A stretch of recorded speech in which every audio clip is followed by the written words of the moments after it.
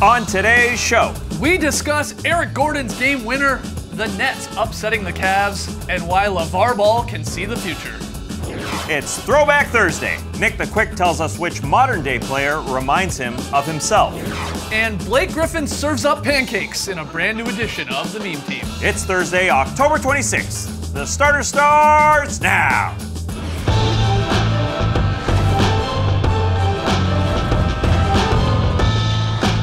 Good evening, Sweet World, and welcome to The Starters. Whether you're joining us live right now on NBA TV, a little bit later on YouTube, listening to the podcast, it doesn't matter. We're happy to have you. I'm Jay Skeets, and alongside me, as always, that's Tess Mellis. We're still on television. To his right, the international man of mystery, taking it to the max, Lee Ellis. Friend. Lily. And last, certainly not least, over yonder, it's the bearded one. It's Trey Kirby. Hey-yo! Hey, yo! TK, what's up, my man? Well, I'm here at the internet looking for your best tweets at hashtag the starters. And guys, John Wall showed up for the Wizards' No Mercy game against the Lakers, rocking an $1,100 Gucci angry cat sweater. Yeah, that's an angry cat embroidered on his sweater. And when somebody wears something crazy like this, you already know what time it is. It's time for another edition of everybody's favorite game, Fashion or Nah.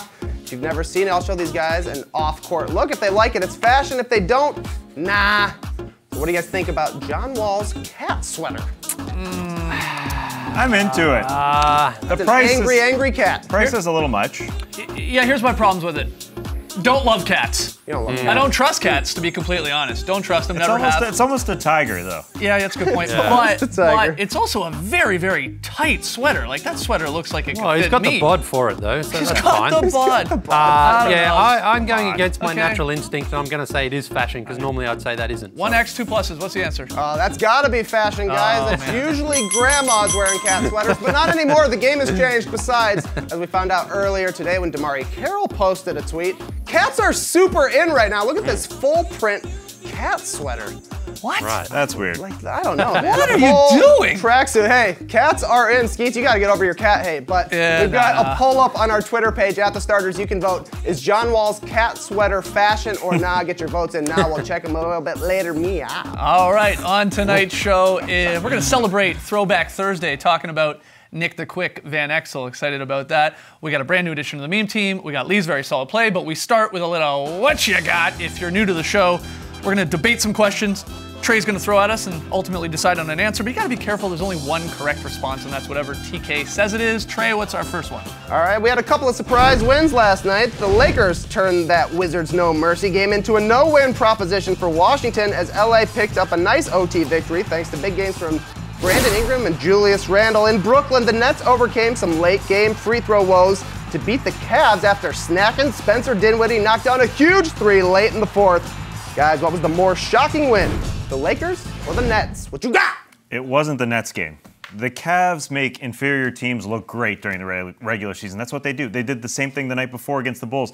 They leave three-point shooters open, and they hit shots. I mean, these guys are NBA players. The Brooklyn Nets are not a pushover team by any means. Plus, they play the fastest pace, so on a back-to-back, this is what you should expect. Again, the Nets are not going to be a bad team this season. This is what the Cavs do. So you're picking the Lakers because You got of to, that? yeah. You agree with that, Lee? Yeah, because we knew coming into this game, the Wizards were supposedly all fired up because of what LeVar Ball said about John Wall. You think so? And this is what frustrates me about the Wizards sometimes. They don't lock in from the start. They were 3-0 coming into this game. Would have been a great opportunity for them to be 4-0, atop of the Eastern Conference, get off to a slow start. Then they have a chance to sort of close out the game, and they can't do it. And we see this time and time again. The Wizards have to get this out of their DNA because it's going to cost them. It cost them in the playoffs last year. It was shocking to see Bradley Beal say this, that they weren't locked in. Yeah. The other team was more locked in. That's the difference between a championship team. Washington only had 13 turnovers last night. Usually you win if that's all you have. The Lakers had 21. Brandon Ingram was fantastic. Lakers D in the fourth quarter was fantastic. Everything that we're talking about the Lakers should have been the more experienced and the veteran Wizards doing that to LA, not the other way around. Yeah, I mean, I think Bradley Beal said it best there when he said we just didn't show them the respect. Yeah. And, you know, even with all that talk that was heading into that game, I loved what I saw from the Lakers bigs. I know the matchup going into it was, oh, what's Wall going to do to Ball, and can Ball hold his own? Lonzo didn't shoot the ball well, obviously, but the Lakers' young bigs, you said Ingram already. I thought Julius Randle had a phenomenal game. Larry Nance was 8 from 10 from the floor. When those guys play well, the Lakers are a tough out. I mean, you just got to hope those three guys have a go in that particular night. You throw Kuzma in the mix as well. They've got obviously some really exciting young talent. They just need to all be playing good on that particular night, I think, to pull out a lot of these wins. There's not going to be a whole lot of them this year. They're not making the playoffs, as you said, coming into the season. But they can scare a lot of teams, or surprise a lot of teams, I guess I should say, when they're all clicking like that. Yeah. And it helped that the Wizards, I guess, didn't think they were going to do that.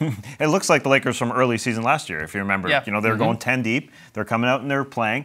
And Luke Walton said, I mean, we work hard. And maybe, you know, we thought LeVar Ball was going to get the other team riled up in the Wizards. You know, he kind of gets his Lakers team just sort of focused on the game. You know, let's block that outside noise. Luke Walton talked about that. He was saying after I probably the Wizards, just stole it from him. Well, after the Wizards responded to what the Lakers originally what LeVar had said, then the Lakers, he closed ranks, and Luke Walton was like, come on, we can do this together. And they want to protect Lonzo and stuff like that and go out and show the world. And Lonzo, again, take the shooting away. We know he's not a great shooter. That's fine, because other parts of his game are still solid. Yeah. The defense is fine. The rebound is good. He gets the ball in transition very quickly. So all those other things is what you want to see from a rookie point guard. All right, so we're saying the Nets are better than everyone expected, and, well, the Lakers, they shut up Marcin Gortat and John Wall. What's the answer, though, here? Oh, come on, guys. I think it's the Nets. No Jeremy Lin, no D'Angelo Russell. LeBron had a triple-double. They missed 4 free throws in the final minute, and they still won. That's shocking for a team that's not expected to be very good. But on the flippity-flip, we had some brutal meltdown losses last night. The Sixers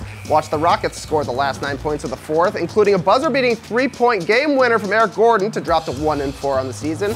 Similarly, the Raptors saw the Warriors end their game on a 10-0 run, as the Warriors narrowly avoided starting 0-2 at home. Guys, what was the bigger meltdown, the Sixers or the Raptors? What you got? Go on, Raptors I fan. swear to God, Sham God, I'm not picking the Raptors here just because I'm a Raptors fan, but I think it is Toronto. I think it's the bigger meltdown because I'm pairing it with what happened against the Spurs game, the game before, when they really blew that one. The Raptors should have beaten the Spurs and should have beaten the Warriors last night, and then everybody would be talking about them. They'd still be undefeated, obviously quality wins. Instead, they dropped both of these, and here's what happened last night. You know, their young guys were phenomenal. Pirtle, Siakam, OG. They got, DeRozan had an all right game, and Lowry defensively, he was horribly offensively, but they went back after 3 quarters of moving the basketball, looking like this team that Casey said they were going to be differently and shoot a lot of threes. They did it for 3 quarters, and when it got into crunch time, they went to ISO DeMar, ISO Kyle, and that was it. And the Warriors knew it was going to happen, shut it down, and then obviously took this game. 2 things, though, about that. The ISO game that's not what we want to see from the Raptors. But those shots themselves, the one that DeRozan got, and the 2 that Lowry got, Lowry was in the paint. There was good defense, particularly on that second one. Klay Thompson blocked him.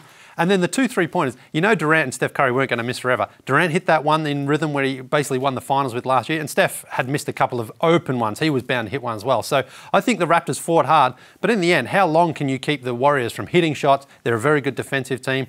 Raptors I think they were unlucky in the end. But the Raptors didn't do themselves any favor. Yeah, but they weren't. The old habits die hard with this team. That's true. The problem. Yeah, that's the problem. But again, if you're going to complain about what Lowry's taking, if he's taking those deep 3-pointers off the dribble, fading away, that's bad. When he's going inside like that, it's not the end of the world. I'm just going to complain about Lowry in general because he's my favorite Raptor of all time. He's been absolute garbage at the start of the season. That's the truth. He can't hit a shot. He's 8 for 29 from 3. Yeah, his shot's definitely off. Shooting. Yeah, he just can't hit a shot right now. Imagine if he was hitting his shot. These guys would be undefeated. I think that's true. Or if they could have grabbed a rebound against the Spurs, yeah. But it's tough. And I mean, the Rockets game was crazy too. I mean, they were up, the Sixers were up 8 with 2 minutes to go. Yeah, it's got to be that game. So? Yeah, because we're playing the Warriors in Golden State. I mean, the Sixers, you could say the same thing about the Sixers where they just fall apart in fourth quarters. That was the entire story of last year. They didn't score for the last 3 minutes at home. They just got to get a bucket. They just got to get a free throw. They just got to get a point. Well, the problem what we saw from the Sixers last night, and particularly in Ben Simmons, the point guard,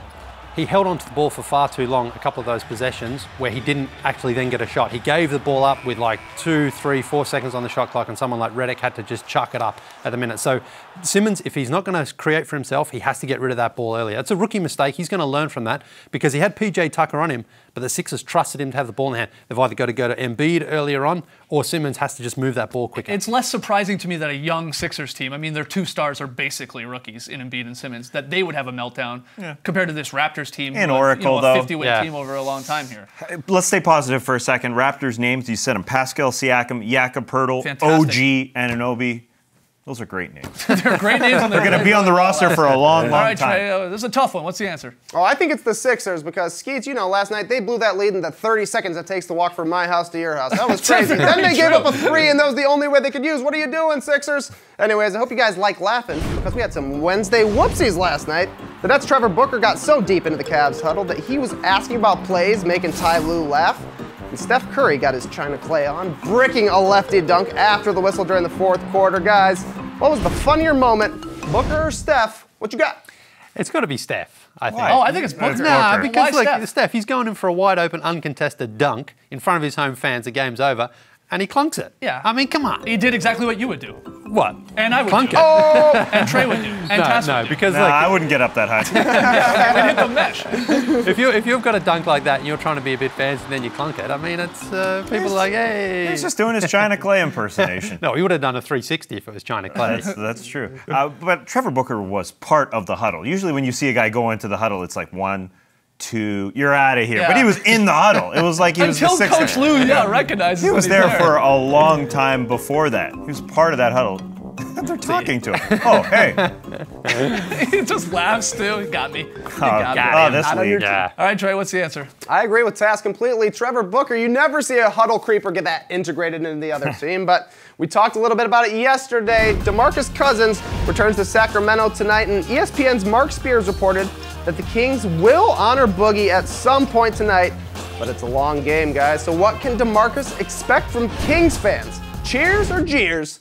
What you got? I hope they cheer him. I think it's cheers. Loud Said it and yesterday. clear. Come on, what? Yes, You think he went- fans are going to cheer him? He for was that? They should. he was embedded in that community. Yeah, And he's that- still He was Fans a don't care three-time about All-Star, that. two-time All-NBA. Fans don't care about He that didn't from even the wanna start. Yeah, laugh. they do. In June, he had his basketball academy in Sacramento after he got traded. I mean, he was on a team that had 6 coaches in 6+ years. Yeah. When George Karl got there, Rudy Gay, then Sacramento went up to George Karl and said, "Welcome to basketball hell," as he shook his hand. Yeah. I mean, this is a franchise that was just had problem after problem after problem, and obviously DeMarcus Cousins could have handled it a lot better. That's right. And But remember, look at the draft picks they picked. Yeah. I mean, how could he have won? He stayed there.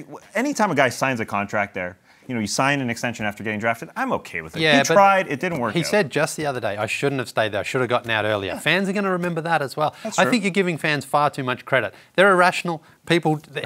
Even though he was traded, he wanted out, he got out, and now he's coming back, and he kind of trashed the team a little bit. So fans, of course, are going to boo him from the start. I don't think so. They will. Trey, They will. what's the They answer? might give him the I know, cheers Trey, you later said on. yesterday you would boo him. Oh, I would boo him for Yeah. sure. They're going to boo him. They're going to cheer during the video tribute, no doubt, but they're booing all the other times. Why not? That's the best part about being a fan, yelling at people. All right, we'll find out soon enough. Gotta take a break. When we come back, it is the return of NBA Throwback Thursday.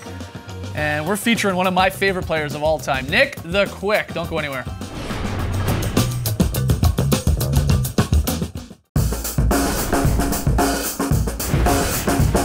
Today's Throwback Thursday player is NBA point guard Nick Van Exel. Nick the Quick was a lefty drafted out of Cincinnati in the second round of the '93 draft. He played for 6 different teams over his 13-year career, but he's definitely best known for his first 5 years with the Lakers. Yep.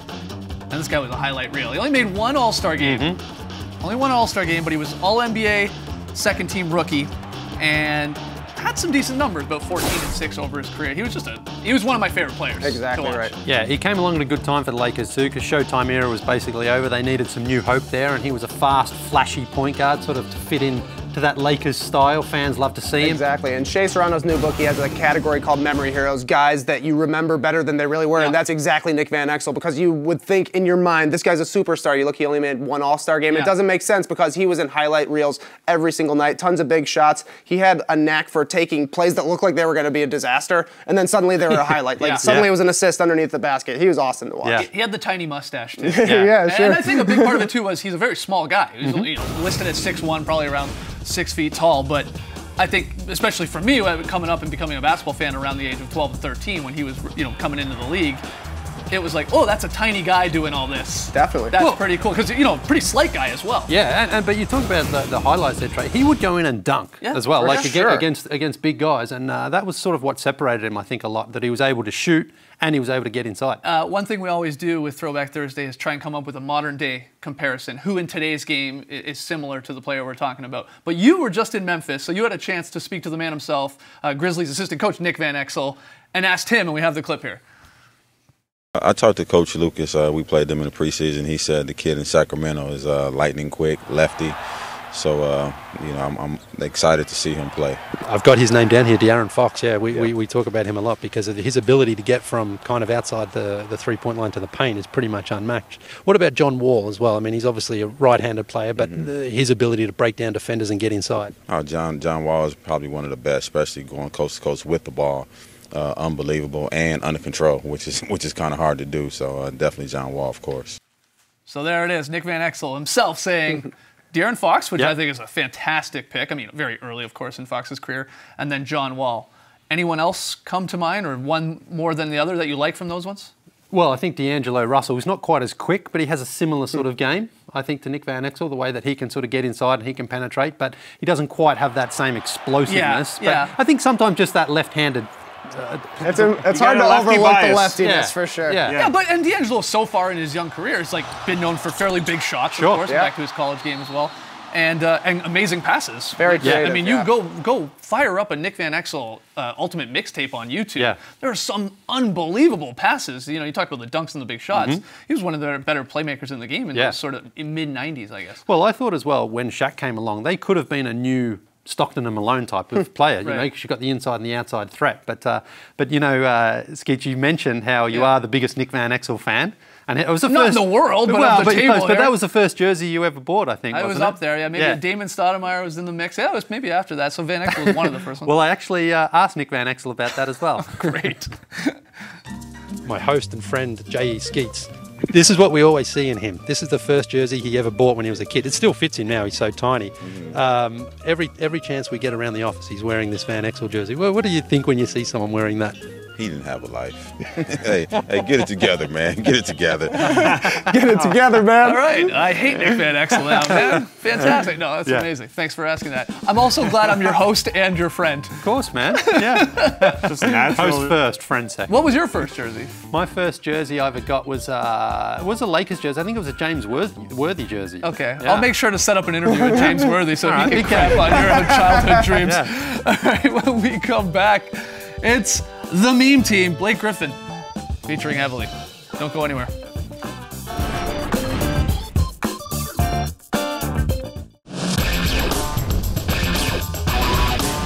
Welcome back to The Starters. Every week, we scour the internet to bring you the Meme Team, our favorite weird and wacky moments from the past 7 days. At number 5, Steph Curry on Saturday threw his mouth guard and was ejected for it against Memphis, fined $50,000 for it. Next game, he decided his mouth guard needed a little pep talk. Hey, if you cost daddy any more money, you're going back to your little plastic room. Stay in there. Yeah.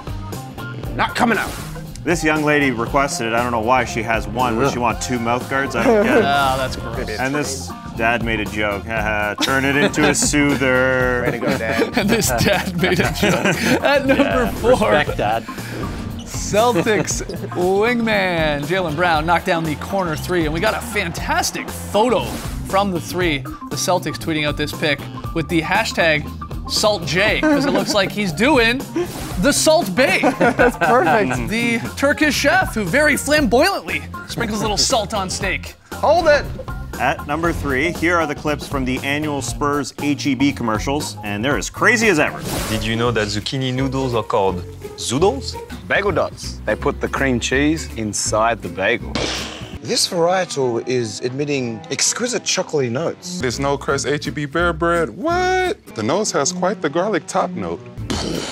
We're having a tasting of HEB hummus. Hummus. Paulos gazudos. And la moodles al drudels. What? I don't get it. At number 2, we lost Karl Anthony Towns for a little bit on Wednesday night when the Wolves' big man was super deep in thought as his team got punked by the Pistons. Naturally, he got hit with the curb.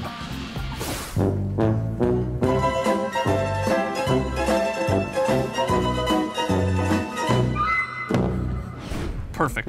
At number 1, Blake Griffin's huge jam on Rudy Gobert produced a heck of a meme. Now, it wasn't so much the dunk, but it was the hang that inspired the Chappelle Show, game, blouses, game clippers, according to Blake Griffin. So good. So there it is, the Meme Team. One more break. When we come back, Lele hits us with the very solid play.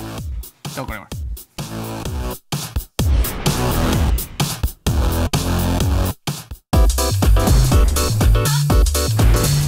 there's those sweet tunes. We asked you guys, is John Wall's cat sweater fashion or not? You jumped into the poll on our starters Twitter account, and Trey, you got the results. That's right. 59% of people think that cat sweater is fashion. Okay. Guys, cats are very in right meow. Tonight, TNT doubleheader, Celtics, Bucks, followed by the Pelicans and Kings. TNT, actually, this looks pretty good. The Bucks, by the way, are breaking out a replica of the court that made Milwaukee famous for one night only tonight against the Celtics at the arena formerly known as the Mecca. Look at this. Is it a replica or is it the original? No, Kyrie Irving, it's a replica. The Bucks, who currently play at the Bradley Center, they called the Mecca home from 68 to 88.